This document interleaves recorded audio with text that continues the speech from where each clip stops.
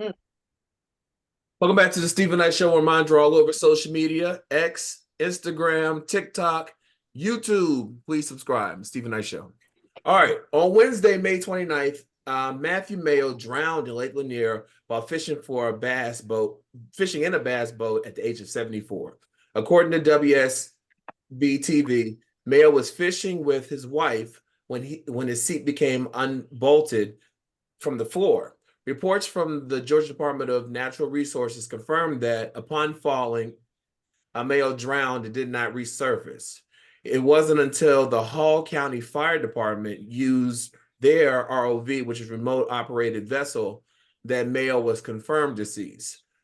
There are currently no reports on how the seat became unbolted.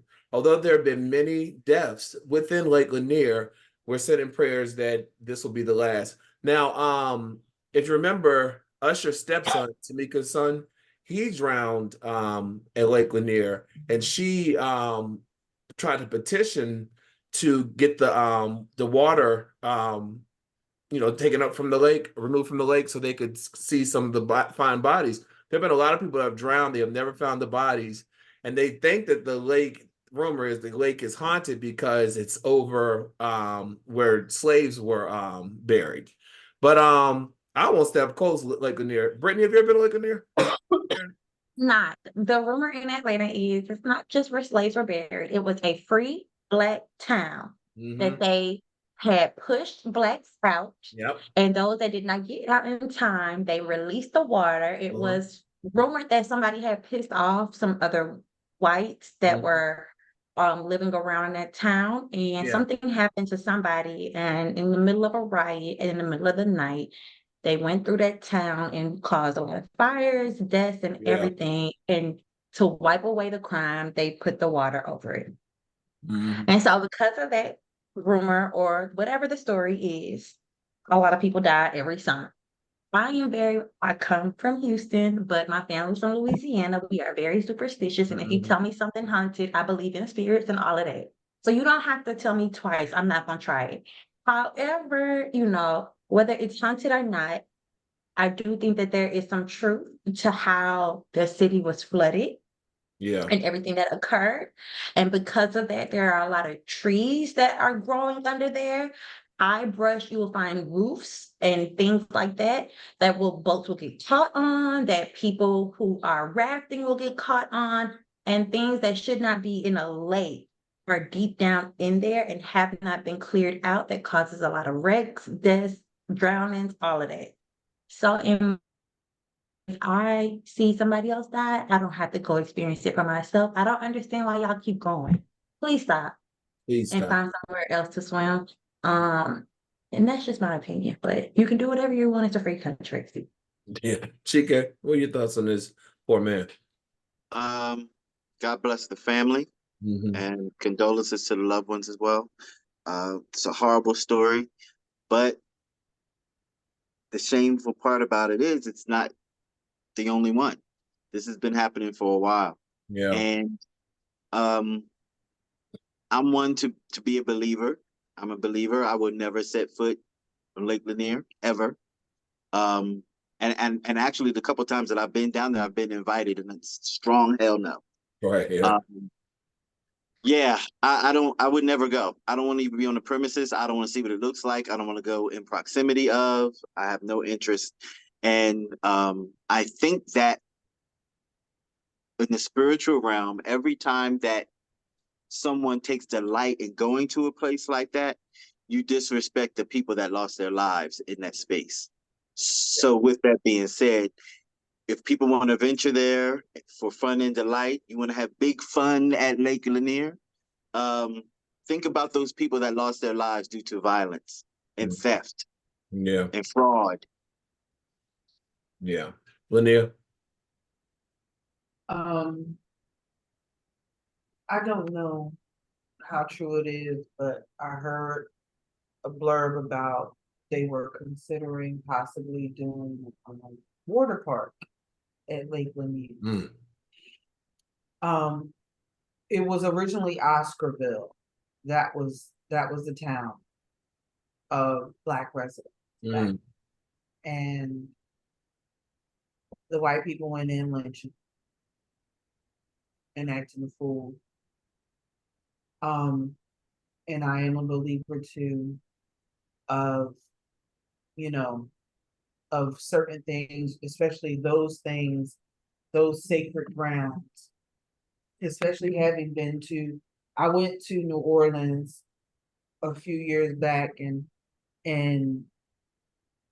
it still felt eerie after Katrina. Mm. The hospital, the main hospital, it was like, yeah, nah. Like it's closed but it's like you had the sense of people who died just out of, just looking out those windows. Mm. And people, I don't know if you know, like there is a section in New Orleans of the people they couldn't identify where it's just a whole bunch of bodies. There are no marker or anything like that. That's Lake Lanier underwater. Mm. That's Lake Lanier underwater. And people keep playing. People keep playing and they don't make it out. Because we hear something every year about Lake Lanier. Yeah. Every year. And I don't mess around. I'm cool. Mm. God bless the family of the person who lost their life. Absolutely. You can't, yeah. And that's a way to go at 74. God bless the family. All right, well, there have been many people weighing in on the continued controversy that surrounds Diddy following the multiple lawsuits that have been filed against him, as well as the video footage showing him assaulting his ex, Cassie, back in 2016. Well, recently, Violette Wallace, the mother of the late Biggie Smalls, spoke with Rolling Stone about Diddy's ongoing troubles, and she didn't hold back with her thoughts. She said to the publication, "I'm sick to my stomach. I'm praying for Cassie. I'm praying for his mother. I don't want to believe these things I've heard, but I've seen the hotel video. I pray that he apologized to her." Wallace continued, "I hope that I see Sean one day. The only thing I want to do is slap the daylights out of him. And you can quote me on that because I liked him. I didn't want to believe all the awful things, but I'm so ashamed and embarrassed." Previous reported sources shared with CNN recently that the federal investigations are reportedly preparing to bring accusers of Diddy, in front of a grand jury in New York City. Brittany, what are your thoughts on Violette Wallace? Her thoughts? I mean, she said what she said. I don't know. I mean, at this point, it's irrelevant. Like, I don't know. Mm-hmm. I just feel like I don't know. Yeah. Lanier?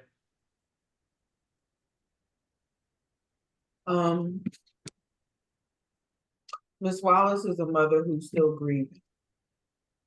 You don't know what to believe and whether or not this man had a hand in your son's demise. Yeah. And with this situation, actually, when Kim Porter died, it circulated back up. Now with this situation, it's circulating back up even more. And what do you do with that? Because, I don't know what their dynamic was or is after Big was murdered. Mm-hmm. But you walk a fine line with, you was with my son when he was murdered. And I don't know if you had anything to do with it. Right. And you've shown yourself to have the capability to have had something. So, I'm not gonna say it's a tough spot for her to be in because she's not directly connected to him. But whatever's gonna be is gonna be with Diddy at this point. Well. And obviously more people have started to file lawsuits more and more now. Mm-hmm. And more is gonna come out. So it's a wait and see for those who are interested. Yeah. Chike.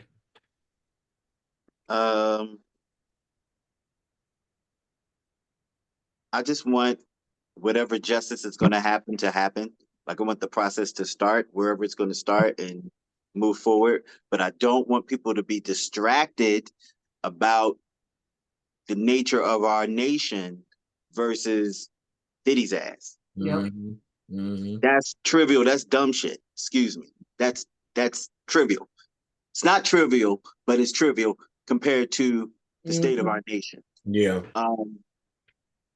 I'm have empathy for the victims. I hope that they heal. I want them to seek help and heal. And I need for him to heal Mhm. because there's some things wrong. Yeah. And I hope that justice happens for everybody involved. But please don't get so caught up in this because it may get to a point where it's coinciding along with the time that we have to do our election and campaigns and stuff like that. Please don't be distracted. Please. Amen. I agree with Chike on that. Like, how are people more enraged? I mean, I definitely understand that what Diddy did was wrong, but like to the point to where Trump was found guilty for sexual assault or whatever he did or prostitute. Like, I just feel like this is a music producer, and yes, it was wrong, and yes, Cassie should get justice and all of that.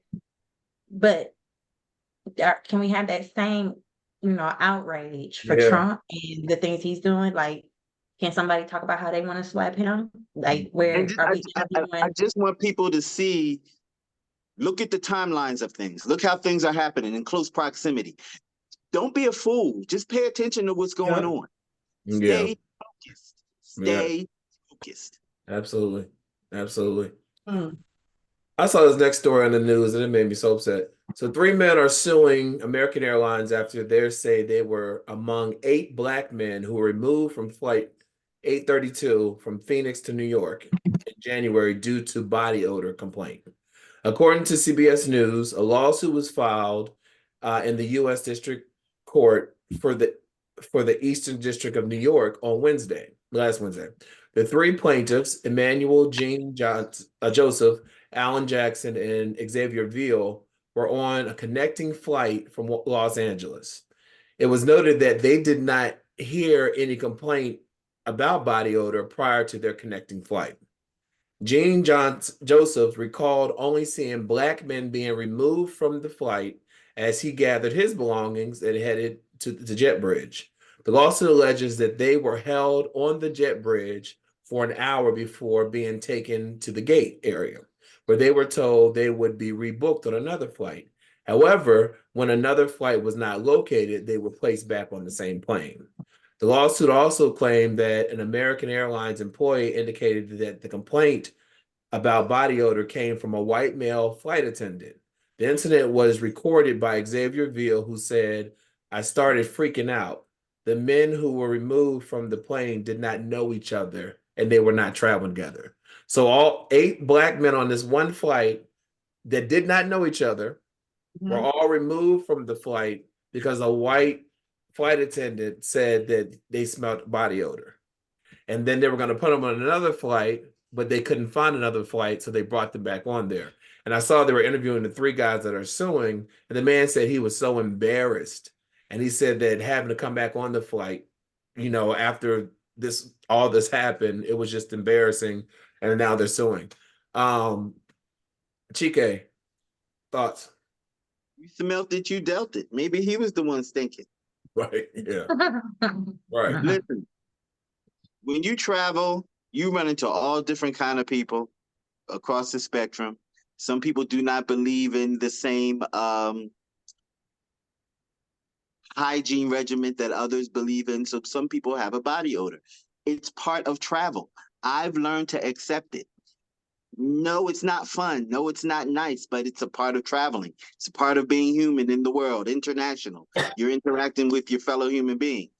And you're not even a patron. You work there. You got to deal with everybody as they come. Unless they're indignant to you, no one was being disrespectful to you. Yeah, I hope they get a whole lot of money. But why do you just pick the black men on the flight to come off? Well, who said it? The white man. Just saying. I don't know the man's character, but I mean, come on. Lanier.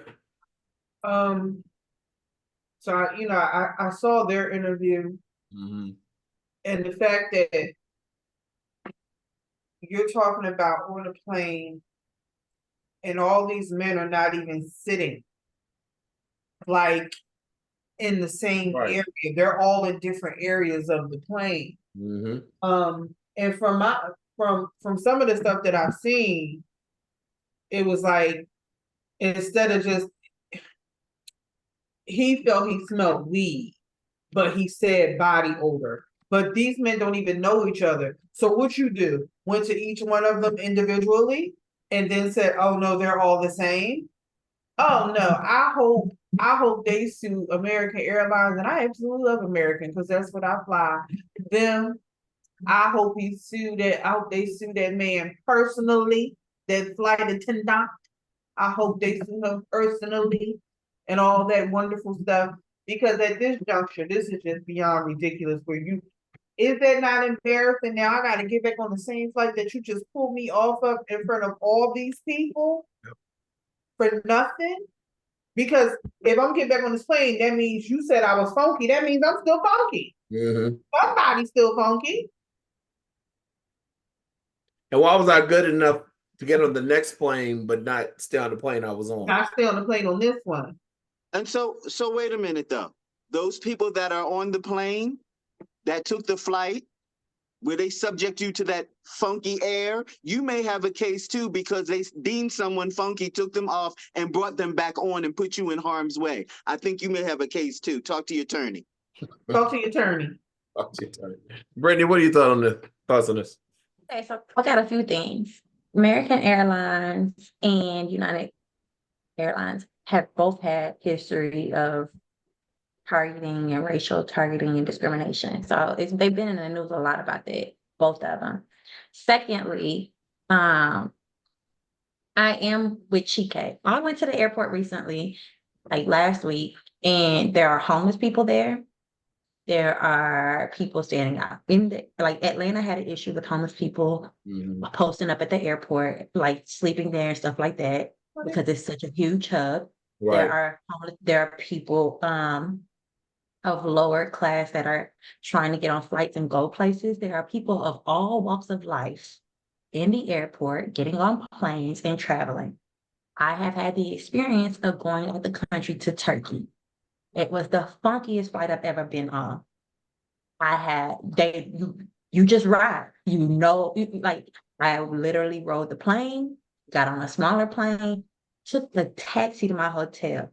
They don't believe in deodorant. Deodorant, yeah. At all. It was in the middle of the summer. Oof. My taxi cab was the worst taxi ride ever, but I had nobody to complain to. There is no such thing as, like I just feel like, yeah, like you don't know people's culture, people's walks of life, what people choose. Some people choose to wear crystals as deodorant and not deodorant. There are so many different, things that people choose. So some people don't bathe, some people don't have the luxury of a home.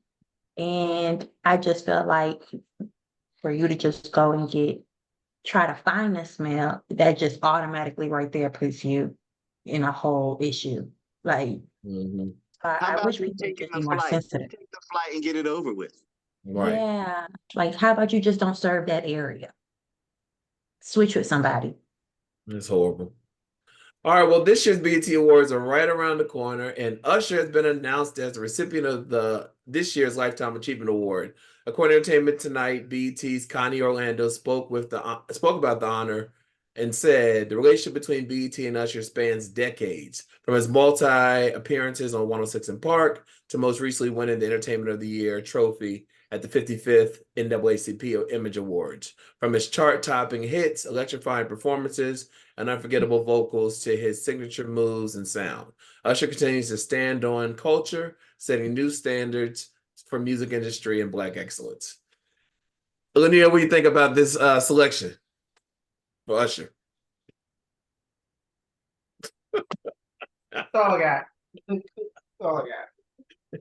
What about you, Chike? So I'm gonna say this, and I don't want any Usher fans to be mad at me. I'm actually proud of Usher. Yeah. And the reason that I'm proud of a few celebrities actually, but since we're talking about Usher, not too long ago, Usher wasn't in the best of light, and he took a turnaround. Sure I'm did. gonna make y'all not think about that kind of stuff. I'm gonna show you why I'm here. Mm-hmm. Look at what I can do. Yeah. And he showed you, and he showed you, and he showed you, and he showed you in a way that you've never seen it before. You haven't seen that before. Mm-hmm. And now he's winning awards. People are talking about him. He's selling out tours. Yeah. 2 and 3 and 4 dates in one city. Come on. Mm-hmm. That's what you do when you're under the gun. That's what you do when you're between a rock and a hard place. You get to work. Right. Congratulations, Usher. Yeah. Brittany? I am a Usher fan. Let me tell you, my very first concert was the 8701 tour. Oh. I went to that concert. I was a freshman in high school.